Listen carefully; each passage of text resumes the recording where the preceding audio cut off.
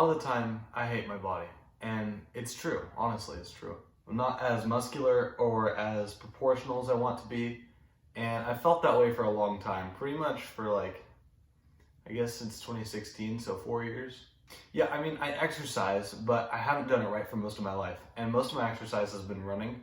So I lose weight quickly, so I've lost weight and I've become skinnier. And in weightlifting, which I've only recently started, I'm too dependent on guidance. And the truth is, I know that if I put everything I had into looking the way that I would want to look, I could do that. And I'm making progress, but really, that just isn't where most of my interest is. And I don't care enough about it to make the full-blown effort. It just isn't my top priority, and that's why I haven't made more progress. People hate their bodies. Obesity is a massive problem in the US. And there are all sorts of fake superfoods and fitness plans, and everyone tries to take them, but almost nobody actually follows through on them. And honestly, it's mostly a problem of priorities and willpower. Because honestly, if something is truly your number one priority, you'll make time for it, even if you sacrifice doing other things. And that goes for me too, especially me. I know that the difference between the way I look now and the way I want to look in the future is a matter of hard work and different priorities. And this body image thing, especially obesity and body dysphoria, these problems are relatively new on the timescale of human history. I mean, for most of our history, people were starving, they weren't overweight. And let's be brutally honest about this. Beauty standards for men and women haven't changed drastically. Look back at those old Greek or Roman statues or paintings of women from hundreds of years ago, or any artifact from that time. All the men are muscular and shirtless, and the women are slim, long-haired, and beautiful. The thing is, it's too easy and even incentivized to become physically unhealthy. Nobody, and I mean nobody, seems to have the right information on how to be healthy and fit. I mean, we live in a country where teenage girls make themselves throw up because they want to be skinnier. How horrible is that? But it's because we as a society and we as individuals are forcing them to become something that they cannot physically be, especially when they're super young. The models and the women that you see on Instagram, Snapchat, TikTok, everywhere else online, those women are not representative of how females look. They're just not. So what we're doing is we're pairing unrealistic expectations with constant overexposure and lack of proper information. That's not a good recipe. Comparing yourself to other people is a huge problem. It leads to self-hatred, self-harm, and even sometimes suicide. Because as a culture, instead of condemning interpersonal comparison, we encourage it. We are always comparing artists, celebrities, butts, boobs, muscles, biceps, everything. Everything is always compared. But when dealing with real life and real people, not only does that thinking not actually work, but it's also super unhealthy. Interpersonal comparison, aka comparing someone like yourself to another person, is a bad idea at best, and here's why. It literally doesn't work when taken to its logical conclusion. There is no one-to-one comparison between two people. It doesn't exist.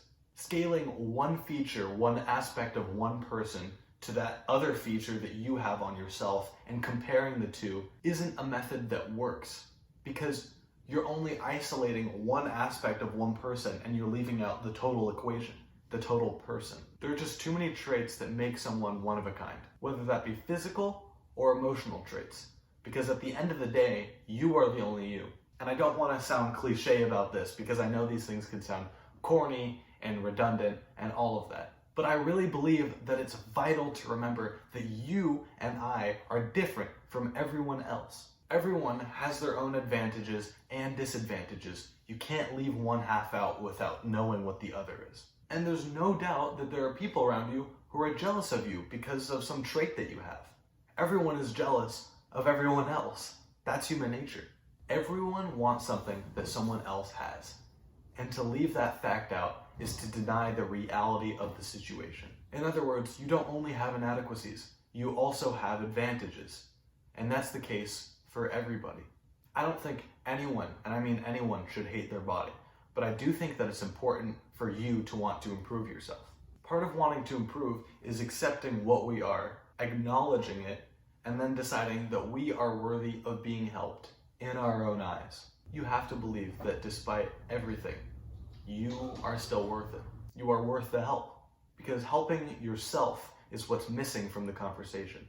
And although it's unpopular to say, I believe that what separates a healthy person, and I don't mean knockout slim or knockout muscular, I just mean somebody who is healthy and fit, from an unhealthy person is primarily a matter of personal determination and personal acceptance. And I only know these things because I learned them from other people that I admire, people that I find to be successful.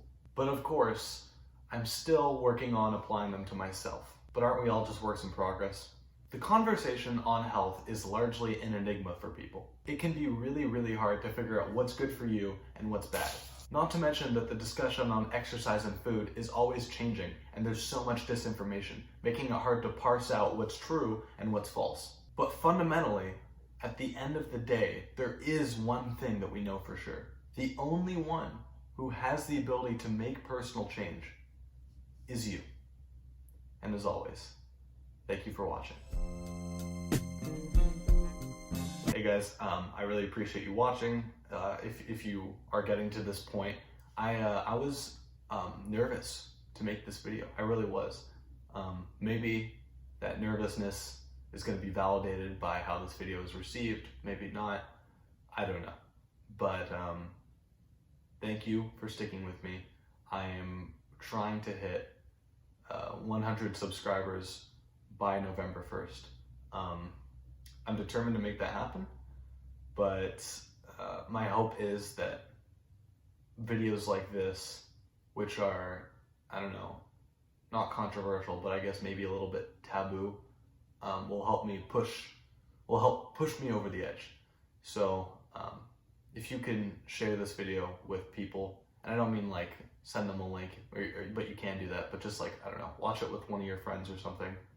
That would be great, just because, you know, it's hard to break out.